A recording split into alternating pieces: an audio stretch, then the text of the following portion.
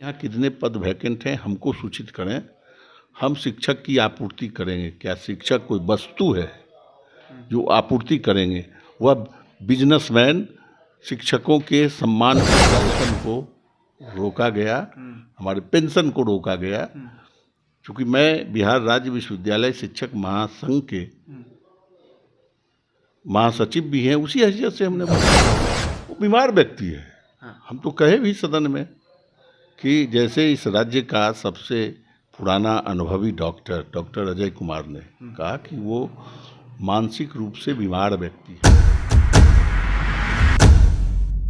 के पाठक अब बिहार से जा रहे हैं, यानी कि केंद्रीय प्रतिनियुक्ति जो है वो उनकी हुई है। अब ऐसे में वो बिहार से जाएंगे और बहुत सारे शिक्षक जो हैं वो खुश भी हैं। बहुत सारे शिक्षक जो उनको मानते थे, बहुत सारे छात्र छात्रा जो उनको मानते थे, वो जब विद्यालय में जाते तो फूलों की वर्षा होती थी, वो ज़रूर नाखुश हो सकते हैं। लेकिन एक वाकया बीच में आया था सामने कि संजय सिंह जो कि एमएलसी हैं, उनका पेंशन रोक दिया गया है। इस पर बातचीत करने के लिए हमारे साथ संजय सिंह जी हैं, के पाठक जा रहे हैं, पेन ड्राइव इन्होंने दिया था। और उससे पहले नमस्कार, आप स्टॉक देख रहे हैं, मैं आपके साथ आशुतोष उपाध्याय। क्या कहिएगा सर, पहले के पाठक इस तरीके से तानाशाही किए और अब वो जा रहे हैं, केंद्रीय प्रतिनियुक्ति उनकी हो चुकी है। तानाशाही तो किए ही किए इस माने में कि कोई भी विद्यालय या महाविद्यालय या विश्वविद्यालय नियम कानून से चलता है। विश्वविद्यालय और महाविद्यालय की जो देश के स्तर पर नियामक बॉडी है, विश्वविद्यालय अनुदान आयोग, HRD ministry government of India के अधीन वह काम करने वाली वह नियामक बॉडी UGC पूरे देश के स्तर पर शैक्षणिक व्यवस्था एक समान कैसे चले, शिक्षकों की नियुक्ति की जो शर्तें हैं वह एक समान रहे और पूरे राज्य में एक देश के स्तर पर एक अर्हता के साथ शिक्षक बहाल हो, इसके लिए वो समय समय पर वह रेगुलेशन बनाकर और राज्यों को निर्देशित करती है और उसको फिर राज्य सरकार की सहमति से महामहिम कुलाधिपति उसको परिनियम का रूप देते हैं अपने स्टैट्यूट्स बनाकर और राज्यों को निर्देशित देते हैं करते हैं। उसी के अधीन विश्वविद्यालय और महाविद्यालय के वर्ग कक्ष चल रहे थे। के अपर मुख्य सचिव के पाठक जी ने आदेश दिया विश्वविद्यालय और महाविद्यालय के शिक्षकों को कि प्रत्येक दिन 5 वर्ग कक्ष लेने होंगे और जो शिक्षक नहीं लेंगे तो वो बगल के कॉलेज में जाकर 5 वर्ग कक्ष पूरा करेंगे, अन्यथा उनका वेतन उस दिन का नहीं मिलेगा। हमने UGC के उस रेगुलेशन राज्य सरकार की सहमति से बना हुआ राजभवन के द्वारा वह स्टैट्यूट्स को कोट करते हुए हमने वक्तव्य दिया अखबार में कि इसको अपर मुख्य सचिव से यह भूल हुई है, इसको वो सुधार लें। उसी पर हमारे वेतन को रोका गया, हमारे पेंशन को रोका गया। क्योंकि मैं बिहार राज्य विश्वविद्यालय शिक्षक महासंघ के महासचिव भी हैं, उसी हैसियत से हमने वक्तव्य दिया। हमेशा अमर्यादित शब्दों का वो प्रयोग किए हैं, वो वीडियो भी सामने आता है। मद्य निषेध विभाग में जब थे तो उस वक्त भी वो अमर्यादित शब्दों का प्रयोग कर रहे थे और इधर बीच भी वो जब अपर मुख्य सचिव थे शिक्षा विभाग के, तब भी वो इस तरीके का अमर्यादित शब्दों का प्रयोग कर रहे थे। तो क्या कहना है, अमर्यादित शब्द का प्रयोग क्यों करना? वो बीमार व्यक्ति है। हम तो कहे भी सदन में कि जैसे इस राज्य का सबसे पुराना अनुभवी डॉक्टर अजय कुमार ने कहा कि वो मानसिक रूप से बीमार व्यक्ति है, वह डेल्यूजन हेलुसिनेशन से सफ़र करता है। इसकी जांच होनी चाहिए। देश का सबसे बड़ा जो साइकेट्रिक्स है उससे इसकी मानसिक जांच करानी चाहिए। तो बीमार व्यक्ति को इतने बड़े जगह पर अपर मुख्य सचिव शिक्षा विभाग का पर मुख्य सचिव बनाया गया और वहाँ भी वह आकर यही असंसदीय भाषा का प्रयोग कर रहे थे। हमेशा कहते थे कि बहुत अच्छा काम कर रहे हैं, ईमानदार व्यक्ति हैं।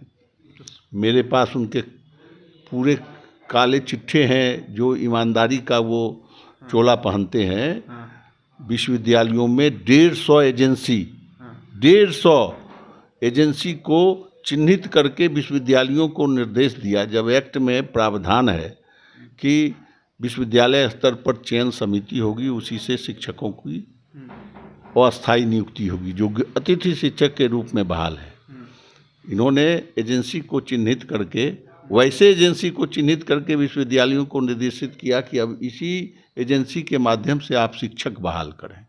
और उस एजेंसी ने सभी कॉलेजों को एक पत्र दिया और विश्वविद्यालयों को कि आपके यहाँ कितने पद वैकेंट हैं, हमको सूचित करें, हम शिक्षक की आपूर्ति करेंगे। क्या शिक्षक कोई वस्तु है जो आपूर्ति करेंगे? वह बिजनेसमैन शिक्षकों के सम्मान को क्या जानेगा शिक्षकों।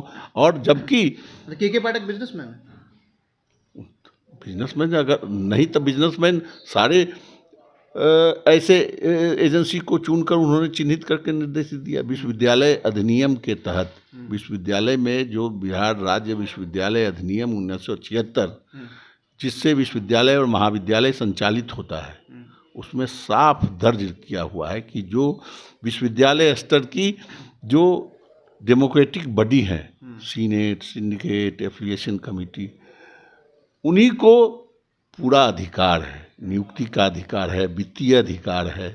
और इन्होंने हाउसकीपिंग, तो आईटी के सामान खरीदने का एजेंसी, इंजीनियर के बहाल करने का एजेंसी, शिक्षक के बहाल करने का एजेंसी चिन्हित करके और इन्होंने विश्वविद्यालयों को निर्देशित किया। क्या यह नियमानुकूल था? जब विश्वविद्यालय को ऑटोनॉमी मिला हुआ है, वहाँ पर सरकार ने इसीलिए एक्ट में प्रावधानित करके सीनेट सिंडिकेट का प्रावधान किया है और उसको अधिकार दे रखा है। और उसी के तहत विश्वविद्यालय स्तर पर शिक्षकों की नियुक्ति जो होती है, चयन समिति का जो प्रावधान है उसके माध्यम से, और अनुशंसा होती है चयन समिति की और सिंडिकेट उसको अनुमोदित करता है। तो फिर इनको कहाँ से अधिकार मिल गया कि एक व्यापारी को की संस्था को, व्यापार करने वाली संस्था को शिक्षक बहाल करने का अधिकार इन्होंने दे दिया? हमने देखा है। एक अंतिम सवाल, संवैधानिक तौर पर ये किसी भी अवर सचिव जो होते हैं उनको ये दर्जा दिया गया है क्या कि एक एमएलसी का आप वेतन रोक सकते हैं? सामान्य तौर पर पहले तो ये जानिए कि किसी भी व्यक्ति का वेतन उसका व्यक्तिगत या पेंशन उसका व्यक्तिगत नहीं होता, वह पूरे परिवार का होता है। और पेंशन तो रोकने का किसी को अधिकार ही नहीं। आपकी लेकिन रोकी गई। तो ये तो कह रहे हैं कि बिल्कुल गैर संवैधानिक नियम के विरुद्ध वो काम ही करते थे। शिक्षकों में खुशी है और इसी को लेकर हमारा विरोध भी था और हम लगातार विरोध किए हैं। शिक्षक खुश हैं, वो जा रहे हैं तो बिल्कुल खुश होंगे। ऐसे पदाधिकारी से कौन शिक्षक खुश रहेगा जिससे वह भयभीत रहे, आतंकित रहे, भयाक्रांत हो और वो उससे असंसदीय भाषा का प्रयोग भी सुनने को मिले उस पदाधिकारी से, तो उस पदाधिकारी के हटने से कोई भी शिक्षक खुश होगा। बिल्कुल। तो सभी शिक्षक जो हैं वो अब बिल्कुल खुश हैं और के पाठक अब केंद्रीय डेपुटेशन पे जा रहे हैं, तो सब शिक्षक खुश हैं। और सबसे बड़ी बात, असंसदीय शब्दों का जो उपयोग करते थे, अमर्यादित शब्दों का, चाहे वो पहले विभाग में जिस विभाग में रहे हो तब, या फिर अभी के विभाग में जो शिक्षा विभाग में थे तब। अब इसको लेकर आपकी क्या राय है, कमेंट बॉक्स में लिख के जरूर बताइएगा। आप देख रहे थे सच टॉक, मैं आपके साथ आशुतोष, पटना।